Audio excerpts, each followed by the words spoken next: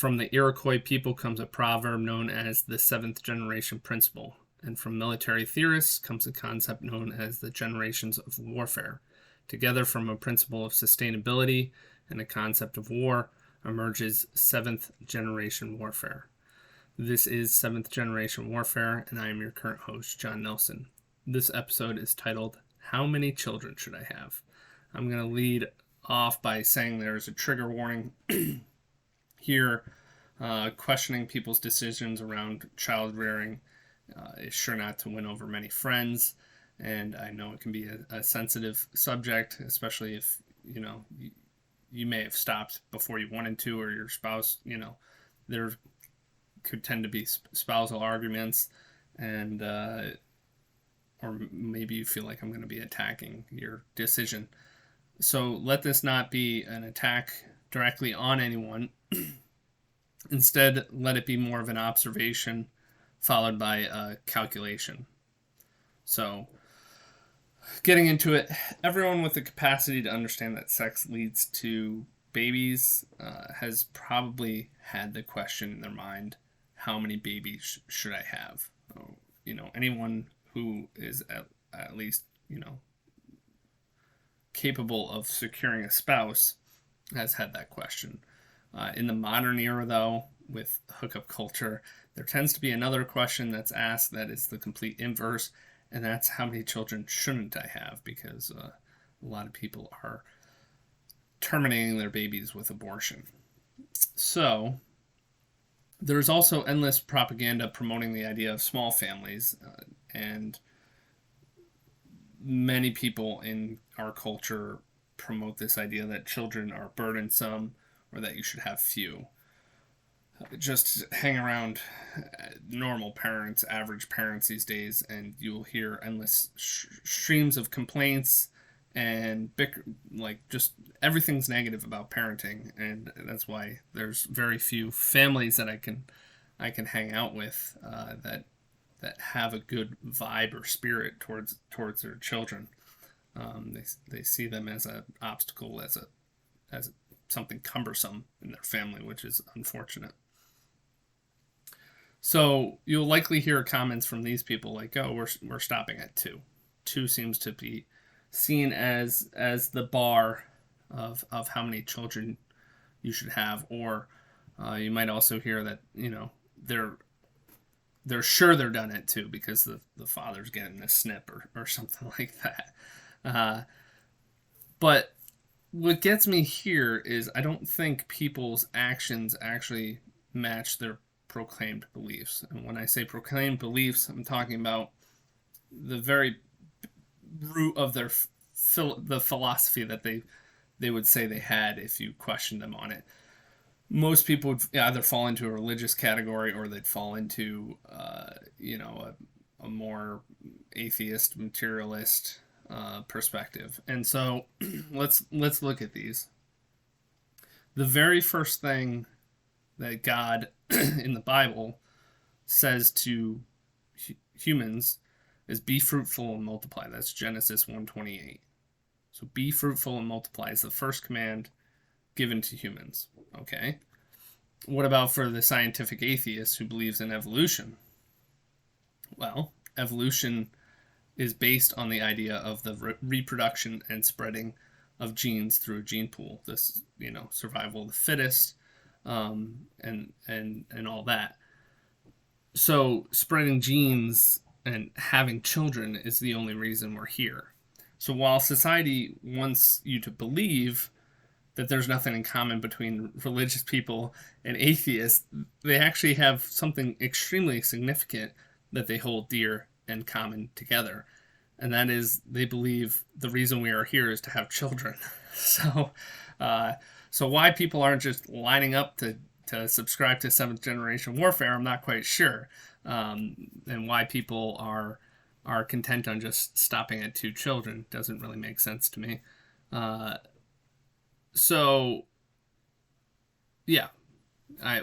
in society people are stopping at 2, and why a lot of people, are going childless. I've heard stories recently of like 20-year-olds getting vasectomies so that they would never have children. And there's a joke that I heard a while back that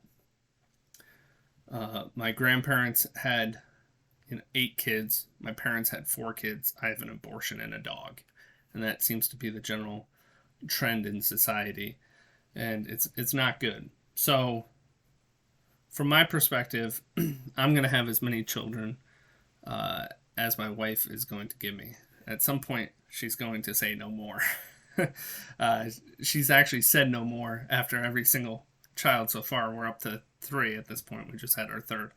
Um, so she always says no more, but at some point she's really, really gonna mean it, and I there's nothing I can do basically after that point because forcing somebody to have a child is rape, and that's not good for any relationship. So we're not going there. Um, so, but yeah, my perspective is I'm here to have children. I want to have children. The idea that I can bring, you know, forth an entire lifetime of somebody else's experience and joy uh, is just remarkable to me. And I think that's part of the aspect of how many children people decide to have is the level of joy in their own life. That's not going to be the only factor by any means, but it certainly is a factor. And so if you feel life is good and you enjoy your life, you're more willing to want to procreate more than if you feel like, if you're barely holding on to your own life, you wonder what the purpose of living is, then you're probably not going to create very much life. So, since I understood, after marriage, that the total number of children I have isn't fully up to me, I've created some mathematical formulas to determine my success. And I apply myself to these formulas to determine whether, at the end of the day, when I'm done having kids, if I've done a good job or not. If I've exceeded the expectation that was put upon me. These formulas are based on the environment in which I or you or anybody was raised. They can be taken by anyone. And because expecting somebody to dramatically change childbearing practices beyond that of how they were raised isn't really justified. I don't really think, expecting somebody who was an only child to have 6 children doesn't quite seem right. And certainly if somebody came from like a family of 8, if they didn't want to have any kids or they wanted to stop at 2 kids, you'd be like, why, if you came from such a large family, why are you only stopping at 2? So we'll get into the formulas. The first formula is number of children equals number on fathers in the father's family of origin plus the number in the mother's family of origin divided by 2. So this is the most basic formula. It just holds that a couple should average the size of their family of origins. So, as is the case with me, I come from a family of 4, and my wife comes from a family of 2. This formula holds that we should have 3 children. Simple enough. But that formula can have its faults, as is the case with my side of the family. Is my grandparents had a lot more kids than my parents did. So maybe we need to adjust for if one side of the family greatly underdoes the expectation or greatly exceeds the expectation. You need to get back to kind of a mean or an average, right? So this is what Formula 2 is about. Formula 2 holds that the number of children you should have is equal to the number in the father's family, plus the number in the father's family, plus the number in the father's mother's family, plus the number in the mother's family, plus the number in the mother's father's family, plus the number in the mother's family divided by 6. So you're averaging two generations worth of data to get to your number. So, as is the case with me, my father came from, he was one of seven. My mother was one of six. I'm one of four. My wife is one of two. Her father's one of three. Her mother's one of three. And so you average that all together, and it says that my wife and I should have 4.16 children. And what you do with a decimal point is up to you. I mean, I think 0.16, that's close enough to 4 that I think it'd be reasonable to stop at 4. I want to round up, but we'll see if my wife lets me round up. These two formulas also lack something critical that could affect the overall decisions in reality that people are making.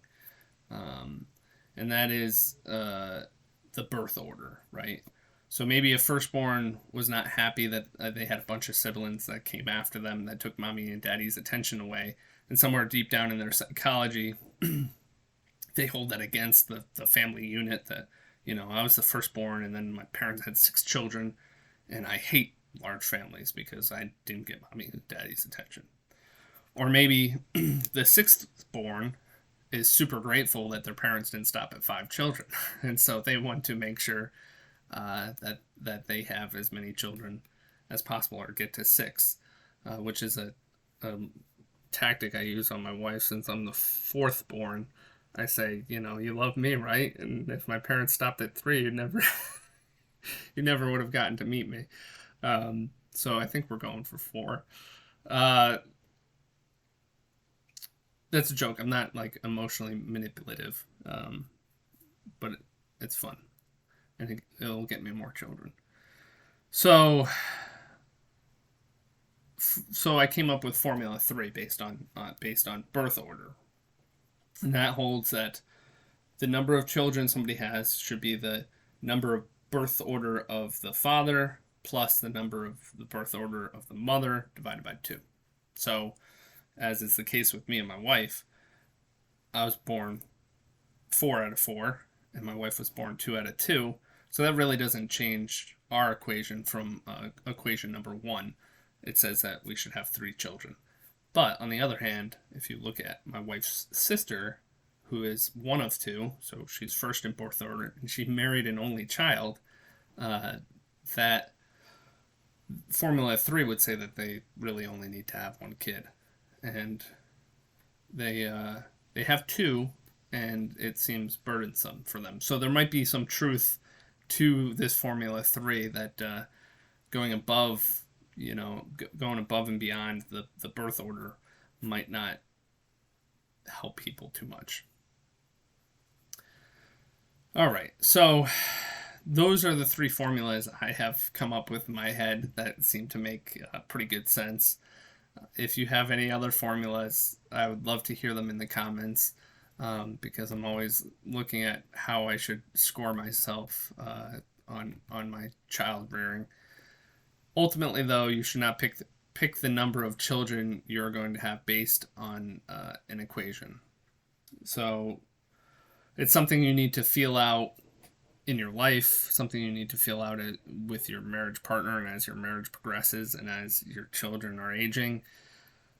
And all other considerations in 7th generation warfare should go into the number of children you have, obviously.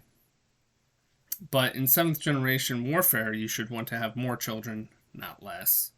And you should want your children to have more children, not less. So you should want as many grandchildren as possible, and great-grandchildren, etc.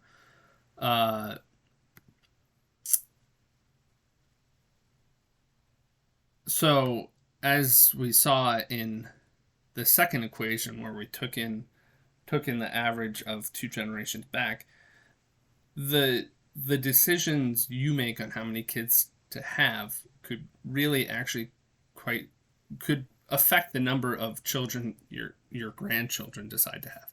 The fact that both my parents came from a family of 6 and a family of 7, that affects what I think a family is. I think families should be large, right?